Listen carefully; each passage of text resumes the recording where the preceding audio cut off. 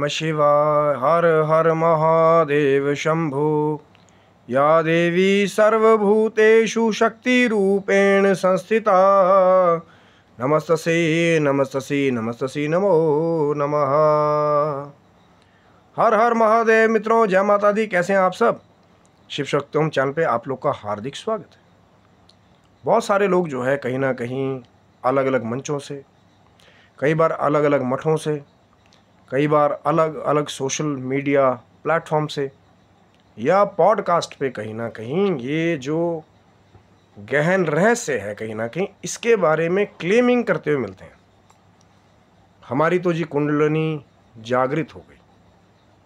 अब मैं कहना नहीं चाहूँगा उस कली काल के प्रताप के आगे बहुत सारे लोग कहीं ना कहीं ऐसे माया में घूम रहे हैं कि कहीं ना कहीं भ्रांतियों का दौर जो है वो चलता आ रहा है। ये वाली सिद्धि हमने कर ली, उसकी सिद्धि कर ली, इसका पर्चा निकल गया, उसका ये हो गया, हमने यहाँ से किया तो कोई प्रकट हो गया, वहाँ से किया तो प्रकट हो गया। लेकिन जब बात करते हैं तेज की, बात करते हैं उस मात शक्ति की कि जब लगे कि आभा मंडल ही कहीं ना कहीं जो है वो तेजहीन है, या कहीं ना कहीं ऐसा लग रहा है कि नहीं भैया उद्देश्य कुछ और है, या कोई ऐसी अनैतिक बातें हो रही हैं कि जहाँ लग नहीं रहा कि कहीं ना कहीं किसी देवी या देवता का कोई ना कोई हाथ है। यहाँ तो लग रहा है यहाँ तो कहीं दूसरा ही कोई देवता जो है प्रकट हो रहा है। लेकिन अब ये तो कुछ बातें रही जो समय खराब करने वाली बातें हैं। लेकिन वो जो असली शक्ति है जिसे कुंडलिनी नाम जो है कहीं ना कहीं शास्त्रों ने दिया है, माँ भगवती की महिमा गाने वाले ग्रंथों ने दिया है, वो भगवती की शक्ति जो मानव शरीर में जो है वो सोई हुई है। लेकिन सत्यता से क्या सत्य है उसके बारे में कि अब लोग पढ़ा पढ़ाया रटा रटाया ज्ञान कई बार जो है वो दे देते हैं कि कुंडलिनी जो है वो दो मुही होती है, नीचे को मुंह करके सोई रहती है जब तक आप उसको जागृत नहीं करते। और कई बार तो ऐसा भी देखा गया है कि बस ऐसे यूं यूं यूं यूं चल रहा है सब कुछ कि जी हमारी कुंडलिनी जागृत हो रही है। कई लोग तो बहुत बड़े बड़े इंस्टीट्यूशन चला रहे हैं तो वैसे वीडियोस को सर्कुलेट करते हैं कि देखो कुंडलिनी जागरण हो रही है, ये घूम रहे हैं शरीर। लेकिन वो जो महान शक्तियां छुपी हुई हैं आध्यात्मिक शरीर में, कि सबसे पहले वो जो कहीं ना कहीं चक्रों की व्यवस्था है शरीर में, जब वाकई में रियल में असलियत में वो जो महान शक्ति है वो जागृत होती है जो सोई हुई है, तो कहीं ना कहीं एक विस्फोट जैसा जो है वो शरीर में होता है। लेकिन अब यहाँ पे दो स्थितियाँ होती हैं। एक स्थिति वो होती है जब पहले से ही आपने उसके बारे में ज्ञान लिया हो, कोई भगवान शिव की माँ जगदम्बा की कृपा हो गई, उस प्रारूप से कहीं ना कहीं आप पहले से रूबरू रहे कि भैया मैं स्विच ऑन करने जा रहा हूँ तो इतना बड़ा इलेक्ट्रिसिटी का वेग जो है कहीं ना कहीं वो निकलेगा। और कहीं ना कहीं उसे ये भी पता है कि अगर मैं सावधानी नहीं रखूँगा और अल्टरनेटिव करंट में उसको चेंज नहीं करूँगा धीरे धीरे, तो वो डायरेक्ट करंट बन करके कहीं ना कहीं शॉर्ट सर्किट भी कर सकता है। ये दोनों तरह का ज्ञान जो है उन्हें बहुत ज़रूरी है। ये नहीं कि खाली अच्छी बातें सीखते रहो, चक्र जागृत हो जाएंगे तो ये शक्तियाँ मिलेंगी शक्तियाँ मिलेंगी। लेकिन वो जो महान शक्ति है जिसका वेग जो है धीरे धीरे धीरे धीरे गुरु की कृपा से या भगवान शिव की माँ जगदम्बा की कृपा से जब वो धीरे धीरे वो जो विद्युत है, वो जो करंट है, वो जो विस्फोटक परमाणु एनर्जी है अंदर धीरे धीरे जब जागृत होती है तो कहीं ना कहीं आप वो थोड़ा सा ही जब जागृत होती है ना तो बड़े बड़े हिल जाते हैं अंदर से। कई बार उनको ही लग रहा होता है यार पता नहीं क्या हो गया हमारे साथ, एक बड़ा वेगपूर्ण चीज़ कहीं ना कहीं पूरे शरीर को हिलाते हुए कंपन पैदा करती है। अब ये वो दिखाने वाली बात नहीं है कि भैया सिर हिला रहे हैं, वो तो तब होगा ना जब सहस्त्रार तक पहुँचेगी शक्ति। पहले नीचे कंपन होता है, जो मूलधार चक्र है कहीं ना कहीं जहाँ उसके नीचे वो महान भगवती की शक्ति जो है वो कहीं ना कहीं सोई हुई है। तो जब वो असली में जागृत होता है तो सबसे पहले नीचे कंपन होता है। ये नहीं कि भैया सिर घुमाना शुरू कर दिया, भैया वो सहस्त्रार तक जब वो एनर्जी पहुंचेगी तब होगा ना, जब वो सातवां चक्र कहीं ना कहीं वहाँ तक पहुंचेगी। वहाँ तक पहुंच सबकी नहीं होती।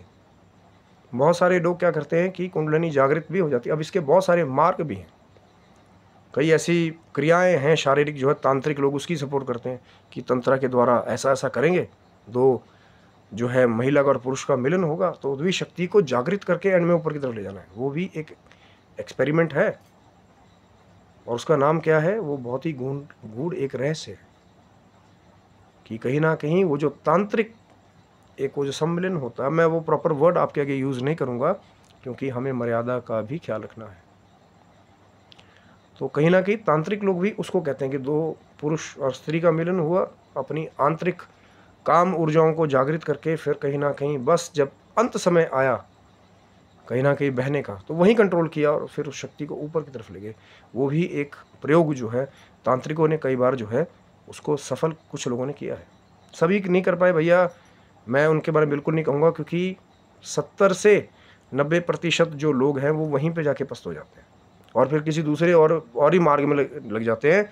उनकी जो ऊर्जाएं हैं वो कहीं ना कहीं किसी और ही मार्ग में लगती हैं। लेकिन जिसका दृष्टिकोण है कि भाई मुझे सिर्फ उस शक्ति को, जो काम शक्ति है, ऊर्जा है, भगवती की ऊर्जा है, मूलधार चक्र से जिसका कहीं ना कहीं स्रोत शुरू हुआ है, मुझे उसको ऊपर की तरफ लेके जाना है, तो फिर वो ही जानता है कि अंत में जाकर के कहाँ उस ऊर्जा को ऊर्ध्वगामी कैसे बनाना है।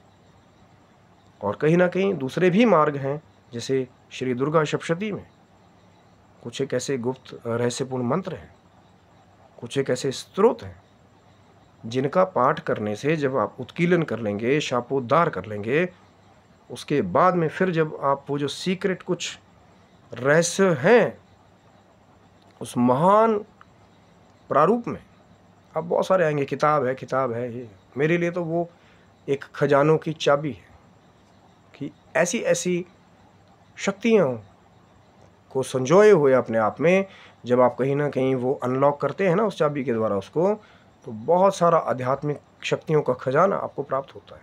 पर किसकी कृपा से? हो सकता है आप कई साल से कर रहे हो पर भाव ना हो, समर्पण ना हो, तब भी उसको अनलॉक नहीं कर पाओगे। यही जी हमें तो कुछ नहीं हो रहा, हम तो रोज़ पढ़ते हैं, 20 साल से पढ़ते आ रहे हैं। लेकिन जिनके ऊपर भगवान शिव की कृपा हो गई, माँ जगदम्बा की कृपा हो गई, उन स्तोत्रों का पाठ करते हुए, उन मंत्रों का पाठ करते हुए एकदम जब नीचे कंपन होने लगा कि पता लगे अब नींव हिल रही है नीचे से, और कोई ये नहीं कि कैमरे लगे हुए हैं, वीडियो रिकॉर्डिंग चल रही है और फिर दिखाना है कि नहीं भैया कुंडलिनी जागरण हो रहा, वो अकेले। और जब उस शक्ति का एहसास जो है आपको उस अकेले कमरे में होगा,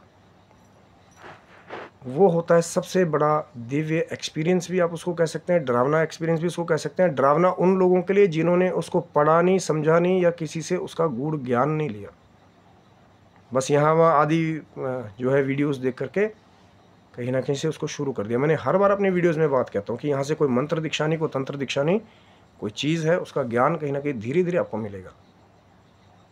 और कहीं ना कहीं जब आपके प्रश्न रहेंगे उससे जुड़े हुए आगे के, तो हमेशा हम लोग उत्तर देने की कोशिश करते हैं, क्योंकि कुछ एक्सपीरियंसेस जो हमारे हैं, चाहे साधना काल के, मंत्र जाप काल के, माँ की कृपा से कुछ ऐसे भी दिव्य एक्सपीरियंसेस हुए, कुछ चमत्कारी एक्सपीरियंसेस हुए, लेकिन बताया सिर्फ उनको जाता है जो कहीं ना कहीं बड़ों की रिस्पेक्ट करते हैं। इस मार्ग में जिनका धैर्य है, धीरे धीरे धीरे उनकी परीक्षाएं होती हैं कि हाँ ये साधक है, अब ये कहीं ना कहीं विश्वास पात्र है कि वो जो कुछ अविश्वसनीय जो कुछ एक्सपीरियंसेस हैं कि सबके साथ नहीं गाएगा जा कर के, उसको अपने तक रखेगा, क्योंकि सुपात्र को ही वो चीज़ें बताई जाती हैं। कुपात्र को अगर वो गुप्त खजाना दे दिया जाए उस शक्ति का, वो जो परमाणु शक्ति है कुंडलिनी जागरण की, तो हो सकता है उसके द्वारा वो विनाश कर दे। लेकिन सुपात्र को जब ये शक्तियाँ कहीं ना कहीं भगवान शिव की कृपा से, माँ जगदम्बा की कृपा से वो चक्र उस भगवती की कुंडलिनी शक्ति के द्वारा जागृत होती है असली में, तो भैया बहुत बड़ा कंपन होता है।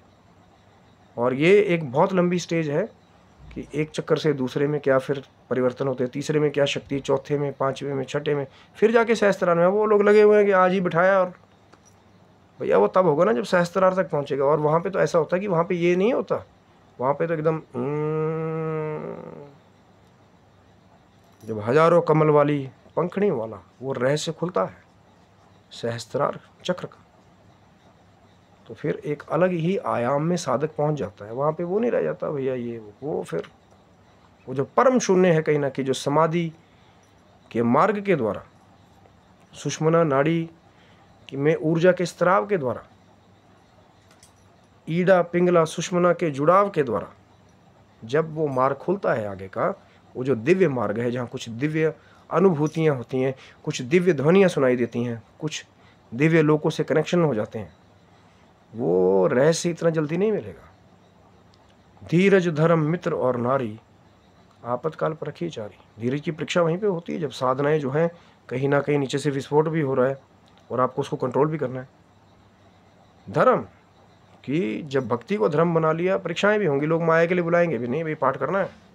मित्र, असली मित्र जिसने माँ को बना लिया, पाठ को बना लिया, भगवान शिव जी को बना लिया कि भाई कोई आए ना आए मुझे पाठ करना है। और नारी कि जैसे एक नारी अपनी पति की धर्म मान करके सेवा करती है, वैसे ही जो कोई भी माँ भगवती की इन साधनाओं की पूजा करता है, भक्ति करता है, तो ऐसे ऐसे चमत्कारिक एक्सपीरियंसेस होते हैं। जब आप चैनल को सब्सक्राइब रखेंगे तो अभी तो शुरुआत की कुछ बातें हैं, ये चर्चा बहुत बड़ी है और शक्तियाँ भी बहुत बड़ी हैं, लेकिन जब लगेगा कि आप सुपात्र हैं, बड़ों की इज्जत करने वाले हैं, माँ भगवती की कृपा आपके ऊपर हो गई है, कुछ प्रश्न आपके रहेंगे तो कुछ दिव्य उत्तर भी कहीं ना कहीं मैं आपको तभी दे पाऊंगा जब जो प्रश्न है कहीं ना कहीं वो साधनाओं से जुड़े हुए होंगे। इधर उधर की बात करेंगे, अंडा मुर्गी में फंसे रहेंगे, पहले कौन आया, फिर वहीं फंसे रहिए। मैं तो आपको ये बताने वाला हूँ कि सृष्टि का विस्तार कहाँ से हुआ, वो शक्ति पराम्बा जो जगदम्बा की शक्ति है, परम पुरुष की शक्ति है, बहुत गहन रहस्य है।